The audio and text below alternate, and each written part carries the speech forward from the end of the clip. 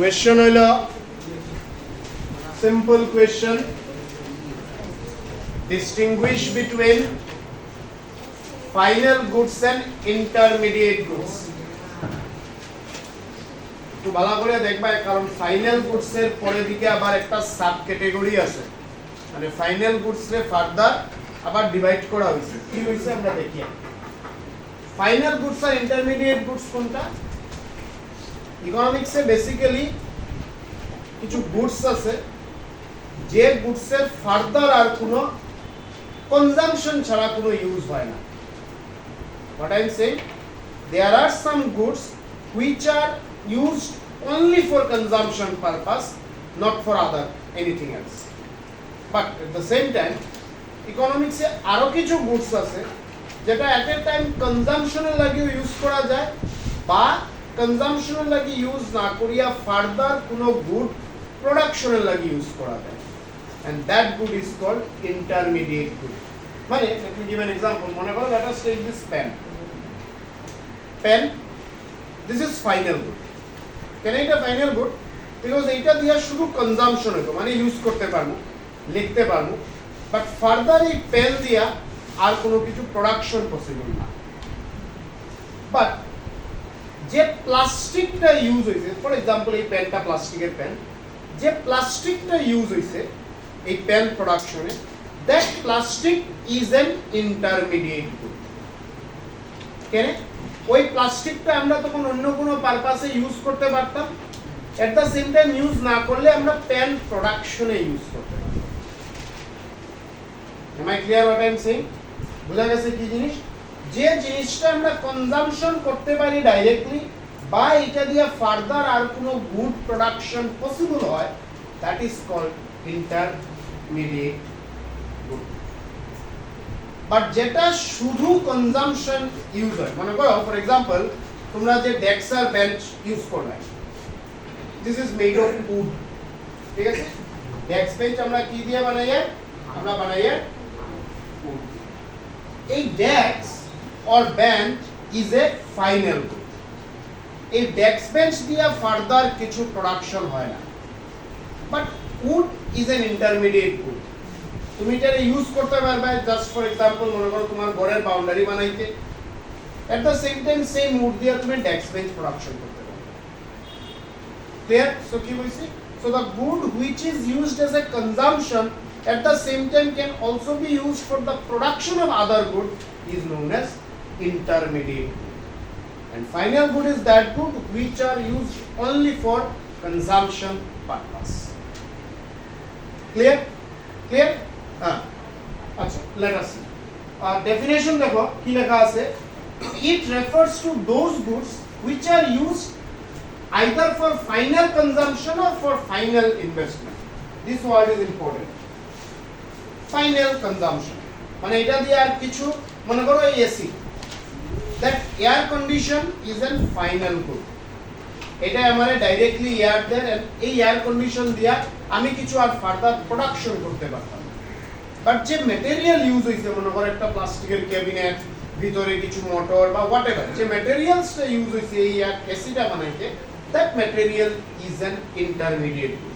ওই ম্যাটেরিয়াল, ওই প্লাস্টিকটা তুমি ইউজ করতে পারতা অন্য পারপাসে, এট দ্য সেম টাইম ওই প্লাস্টিক দিয়া এসি বক্সটাও বানানো হয়েছে। কি লেখছো? It refers to those goods which are used for consumption as well as production purpose, as well as production of other good. মনে করো let's take an example wheat. The common example economics এ লওয়া হয়, আমরা আবার নিলাম wheat, ঠিক আছে? বুঝিও হুইটটা হলো ইন্টারমিডিয়েট গুড। সিম্পল ধরিয়ে নাও আটা বা ময়দা, ঠিক আছে? এই আটা ময়দা তুমি কনজিউম করতে পারবে ডাইরেক্টলি, এটা ইন্টারমিডিয়েট। সেম আটা আর ময়দা দিয়ে তুমি ব্রেড প্রোডাকশন করতে পারবে, সো ব্রেডটা আপনার কাছে দাঁড়াইবো ফাইনাল। ব্রেড দিয়া ফার্দার আর কোনো গুড প্রোডাকশন হয় না। Clear? So in this case bread is an final good. Clear? So আমরা মিল্ক রে আমরা ধরি ইন্টারমিডিয়েট গুড। এটা তুমি ডাইরেক্টলি কনজিউম করতে পারবে, এট the same time same milk দিয়ে তুমি ঘি প্রোডাকশন করতে পারবে বা আদার ম্যাটেরিয়াল বা আদার গুডস তুমি প্রোডাকশন করতে পারবে। So the thing which one can use directly or can use to produce other good is an intermediate. ঠিক আছে? আর the good which can only be used directly, final, is called final. Clear? So we should example কিছু মাথায় রাখো, definition automatic মনে রাখবে, মনে থাকবো জিনিসটা সিম্পলি ভাবে বুঝিয়ে দেব। যেমন উডের এক্সাম্পল নিলাম, সে মনে করো কপি, তোমরা যে কপিটা ইউজ করবে, this copy is a final good. এই কপি দিয়ে ফার্দার আর কিছু প্রোডাকশন হইতো না, বাট এই কপি বানাইতে যে জিনিসটা লাগছে, for example bamboo is an intermediate good. Bamboo দিয়ে তুমি অন্য কাজ করতে পারবে, তোমার ঘরের বাউন্ডারি দিতে পারবে, ঘর বানাইতে পারবে, this and that, and at the same time তুমি এই ব্যাম্বু এই কাজে না লাগাইয়া তুমি কপি প্রোডাকশনে বা বুক প্রোডাকশনে ইউজ করতে পারবে। সেকেন্ড পয়েন্টে যাও, this goods are ready for use. Ready for use, এই pen ready for use, pen বাজার থেকে কিনবো ইউজ করবো, বাট পেন বানাইতে যে প্লাস্টিকটা লাগছে এটা বা রেডি ফর ইউজ না, প্লাস্টিক রে সামওয়ে কোনোভাবে কোনো মেশিনে ইউজ ইনসার্ট করা হয়েছে, মেশিন থেকে এটা প্রসেস করিয়া প্লাস্টিক বানানো হয়েছে। ঠিক আছে, কথা বুঝলে?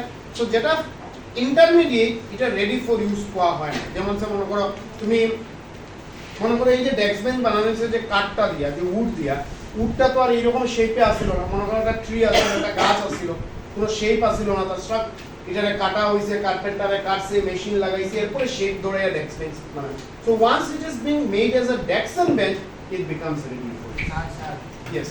এটার কাটিয়ে তো আবার ছোট ছোট উডেন প্রোডাক্ট বানাতে এইসব তুমি কোথায় পারো ব্রেডের গুঁড়া দিয়ে আমি চপের কোটিং করব,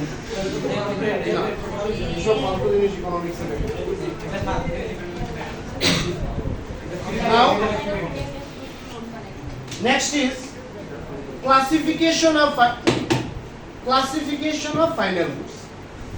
Final goods এর আরো দুইটা পার্ট আছে, একটারে কই আমরা কনজিউমার গুডস আর একটারে কই আমরা প্রোডিউসার। বুঝিও জিনিসটা, থিংস আর সিম্পল। আমরা প্রথম ফাইনাল আর ইন্টারমিডিয়েটের ডিফারেন্স করলাম, এখন আবার আমরা এলাম ফাইনাল গুডস। এই ফাইনাল গুডস এর আরো দুইটা পার্ট, একটা কয় কনজিউমার গুড, একটা কয় producer good. On consumer good কোনটা? এই পেনটা হলো কনজিউমার গুড, বাট এই পেনটা বানাইতে যে মেশিনটা লাগছে, মেশিনটা হলো প্রোডিউসার গুড। ঠিক আছে, প্লিজ বি কেয়ারফুল। এই পেন বানাইতে প্লাস্টিক লাগছে, মেশিনও লাগছে। Plastic is an intermediate, machine is a producer good. কথা ক্লিয়ার? প্লিজ বুঝিও জিনিসটা, বুঝা গেছে তো?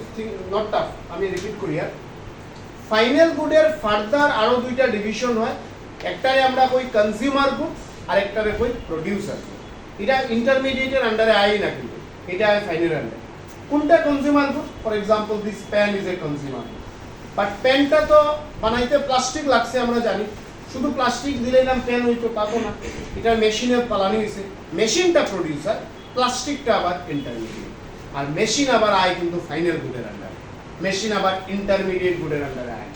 ইন্টারমিডিয়েট গুডের আন্ডারে আইবো প্লাস্টিক। কথা বুঝছো? তোমরা ইয়েতে গেছো তো, কোনো বেকারিতে গেছো তো, বিস্কিট বানায়, তখন যে বিস্কিটটা বানা, for example that biscuit is made of ময়দা। তো যে বেকারি ওনার বাজার থেকে ময়দা কিনে আনছে, ময়দা is an intermediate good, biscuit is a final good. তখন ময়দা আনিয়া হয়তো তার বেকারি ঢুকতেই বিস্কিট হইয়া বেরিয়েছে না, ময়দারে প্রসেস করছে, মেশিনে দিছে, ওভেনে দিছে, দেন বিস্কিট প্রোডাকশন হয়েছে। যে মেশিনটাতে ময়দাটা প্রসেস করছে, ওই মেশিনটা আবার producer, but that comes under again final. Understood? Next এটা অলরেডি অল্প স্বল্প ডিসকাস করা হয়েছে। ইয়েস, বিল্ডিং তো কনজিউমার গুড হতে পারে। কোনটা? বিল্ডিং বিল্ডিং ইজ এ না, এগেইন ইট ডিপেন্ডস, আবার ডিভিশন হয়। এখন এই বিল্ডিংটা কি পারপাসে ইউজ হয়? যদি এটা কমার্শিয়াল পারপাসে ইউজ হয় তাহলে এটা প্রোডিউসার গুড, যদি এটা ডোমেস্টিক পারপাসে ইউজ হয় এটা কনজিউমার গুড। আর চলো বিল্ডিং কইতে একটা আরেকটা এক্সাম্পল এখানে দেওয়া যায়। মনে করো একটা মানুষের কম্পিউটারের দোকান আছে, understand? He is selling computer, বুঝিও? তার কাছে যে কম্পিউটারটা সেল করে, এই কম্পিউটারটা তার কাছে কি তা গুডস সেল করে, এবং যে সেল করে, মানে আমি যখন সেল করে যে বিল বানায়, এই বিল বানাইতে একটা কম্পিউটার ইউজ করে, তখন তার কাছে এই কম্পিউটারটা কি তা Understand? Now it depends কোন সার্কামস্ট্যান্স এটা use. Are you getting the point? বিল্ডিংটা যদি ডোমেস্টিক পারপাস হয় তাহলে এটা কনজিউমার গুড। মনে করো এই ঘর এটা না, তখন এই ঘরে একটা গোডাউন আছে, then it is a commercial, I mean producer. Understand? আচ্ছা, এখন আমরা নেক্সট কোয়েশ্চনে factor income and transfer income. Already আমরা সার্কুলার ফ্লো অফ ইনকামে একটু ডিসকাস করছিলাম, ওই জিনিসটা এবার ডিভিশনে আনা হয়েছে। ফ্যাক্টর ইনকামটা কোনটা? কাজ করিয়া যদি কিছু টাকা আর্ন করো, দিস ইজ ফ্যাক্টর। আমি কোনো অফিসে কাজ করলাম, কোনো ফ্যাক্টরিতে কাজ করলাম, কোনো জায়গায় এনিওয়্যার আমি কাজ করছি, then I have earned something, this is factor. আমি কাজ না করিয়া পাইছি, কেউ আমারে গিফট দিছে, কেউ আমারে ডোনেশন দিছে, এটা আইব আন্ডার ট্রান্সফার ইনকাম। আন্ডারস্টুড? এটা আইব কিসের আন্ডারে? ট্রান্সফার ইনকামের আন্ডারে। সো ফ্যাক্টর ইনকামটা কোনটা? This is the income received after rendering service. কাজ করলাম, টাকা পাইলাম। কাজ করলাম না, বিনা কাজে টাকা পাইলে ট্রান্সফার। নাও মোস্ট ইম্পর্টেন্টলি নিউমারিক্যাল আর অ্যাসারশন রিজনিং থাকিয়া point number 2 is very important. Point number 2 তে ভালো করে ফোকাস করো। ট্রান্সফার ইনকাম যেটা হয়, মানে যেটা কাজ না করিয়া মানুষ আর্ন করে, এটা না জিডিপি তে ক্যালকুলেট হয়, না এনএনপি তে ক্যালকুলেট হয়, কোনো জায়গাতে এটা ক্যালকুলেট হয়। মানে কেউ রে 100 রুপিস গিফট করলো, ডোনেশন দিল, এটা জিডিপিতে পাইতো না, জিএনপিতে পাইতো না। বাট যেটা কাজ করিয়া আর্ন করা হয়েছে, যেটারে আমরা ফ্যাক্টর ইনকাম কই, এটা ইনক্লুড হয়, জিডিপিতে হয়, এনএনপিতে হয়, মানে ডোমেস্টিক ইনকামেও ক্যালকুলেট হয়, national income. Most important point, assertion reasoning often এখান থেকে থাকে। বিকজ এটা মানুষের কয় কি, তুমি যখন কোনো কিছু না করিয়া কিছু পাইবা, এটা ন্যাশনাল ইনকামে ইনক্লুড হয় না। মানে সিম্পল না, মনিটারি ভ্যালু থাকতে পারে, তুমি এই টাকা নিয়ে গিয়ে স্পেন্ড করতে পারো, যখনই তুমি স্পেন্ড করবা তখন এই যে বাবার ন্যাশনাল ইনকাম। বাট ওয়ান্স কেউ মনে করো ফর এক্সাম্পল ওয়ার্ল্ড ব্যাংকে ইন্ডিয়ারে 1 লাখ রুপিস ডোনেট করে দিল, এটা ওয়ার্ল্ড ব্যাংকে ইন্ডিয়ার এনএনপিতে জিএনপিতে আনতোই না। বাট ওয়ার্ল্ড ব্যাংকে ইন্ডিয়ারে 1 লাখ রুপিস আছে লোন দিল, try to understand. So the moment loan দিল, রিকভারি আছে, অনেক কিছু আছে, ইন্টারেস্ট আছে, that will be considered age N income. Understand? But not. So the thing is, যেটা কাজ করিয়া আর্ন করা হয়, that is factor income, it is included both in national and domestic. But যেটা কাজ না করিয়া আর্ন করা, it is neither included in national nor in domestic. তাহলে লাগিয়া এটা ইচ্ছা এমনিতে একটা পয়েন্ট, এমনিতে মানে এনে ফ্যাক্টর ইনকাম রে হয় আর্নিং কনসেপ্ট, কষ্ট করিয়া পাইছো আর্ন করছো, আর ট্রান্সফার ইনকাম রে কোয়া হয় রিসিভ কনসেপ্ট, রিসিভ করছি, সিম্পল জিনিস। তো এইভাবে প্লিজ মাথায় মনে রাখো, মেমোরাইজ করতে যাইও না, মুখস্থ করতে যাইও না, প্রত্যেকটা পয়েন্টের একটা একটা মেইন ওয়ার্ড আছে। Transfer not factor. So the কি হ্যাঁ না, তার কাছে ট্রান্সফার পেমেন্ট, তার কাছে ট্রান্সফার পেমেন্ট, এটাও সার্কুলার ফ্লোতে আছে। আচ্ছা, সো তিনটা পয়েন্ট কিটা? ফার্স্ট পয়েন্ট যেটা যে with rendering service, without rendering service. Second point, included in national and domestic, not included in national and domestic. Third point, earning, and there third point is receipt. Fine. Next term, gross investment and net investment. So simple, gross investment বলতে আমরা বুঝি total investment. আজকে 2024 এর জানুয়ারি মাসে একটা মানুষের business করতে গিয়া, প্রোডাকশন করতে গিয়া বা হোয়াটএভার একটা মেশিন ইন্ট্রোডিউস করলো, that will considered as a gross investment. That is the add in capital stock. তার যে ক্যাপিটাল স্টক আছিল প্রোডাকশন অ্যাক্টিভিটিতে বা প্রোডাক্টিভ অ্যাক্টিভিটিতে, সেই প্রোডাক্টিভ অ্যাক্টিভিটিতে যে স্টক এডিশন হয়েছে, আই মিন ক্যাপিটাল এডিশন হয়েছে, that is called investment or gross investment. But at the end of the year, যখন এই ক্যাপিটালের বা এই মেশিনের ডেপ্রিসিয়েশন হইলো, মানে ভ্যালু ফল করলো, সেই ডেপ্রিসিয়েশনটা যখন আমরা ডিডাক্ট করবো, আমরা পাইব সিম্পল নেট ইনভেস্টমেন্ট। মানে সিম্পল বুঝো, আজকে যখন তুমি যে মেশিনটা কিনছো 24 এর জানুয়ারি মাসে ফর এক্সাম্পল, এই মেশিনটার মার্কেট ভ্যালু 1 লাখ আছে। আফটার 1 ইয়ার এই ভ্যালুটা তো আর 1 লাখ রয়েছে না, স্যার 10,000 রুপিস এটা ডেপ্রিসিয়েট হয়েছে for example. So net investment কি? 1 lakh minus 10,000, that is 9। Understood? Simple. What is gross investment? Gross investment is the total investment made in an economy by a producer. What is net? At the end of the year, when depreciation is deducted from the gross, it becomes net investment. যে কোনো কিছু investment হোক আর what ever হোক, যখন gross থেকে আমরা depreciation deduct করি আমরা নেটই পাই। এটা জিডিপি হোক, জিএনপি হোক, ইনভেস্টমেন্ট হোক বা যে কোনো কিছুই হোক। ফলো করতে পারটা কিনা? গ্রস ইনভেস্টমেন্ট কি? That is the total capital stock made in an economy, and when from this total capital stock depreciation is deducted, we have that is net investment.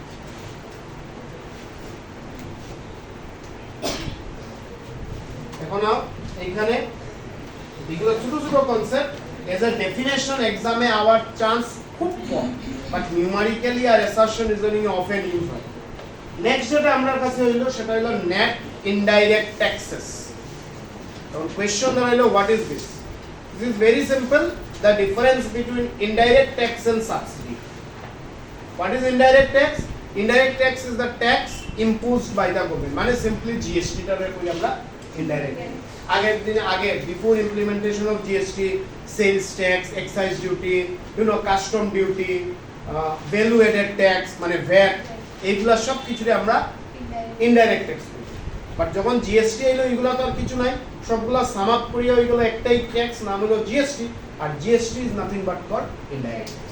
So what is indirect tax? A tax imposed by the government on whom? কার উপরে? Producer and production. Understand? বুঝা যায় কি ভাই? What is indirect tax? A tax imposed by the government. To whom? On whom? On the producer or on the production. Fine. Subsidy. Subsidy is that? This is also given by whom? Government. To whom? Producer. But not to all producers. কিছু কিছু selective প্রোডিউসারে গভর্নমেন্টে subsidy দেয়। এটার মানে কি? যখন গভর্নমেন্টটা দেখে যে ওই প্রোডিউসারে এমন একটা গুড প্রোডিউস করে যেটার একটা সোশ্যাল ভ্যালুজ আছে,